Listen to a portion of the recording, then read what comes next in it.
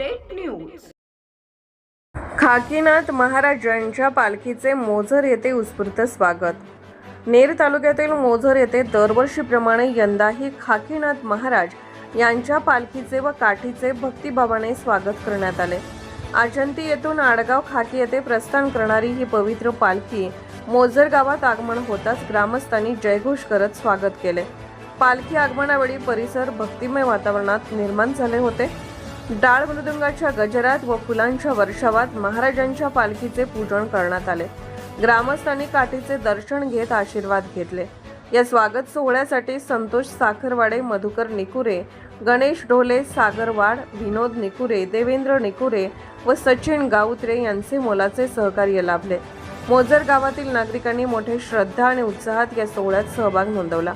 दरवर्षीप्रमाणे यंदाही हा कार्यक्रम भक्तिभावाने एकोप्याचे प्रतीक ठरला। प्रतिनिधी Nilesh Vanjari. Subscribe now and press the bell icon. Never miss an update.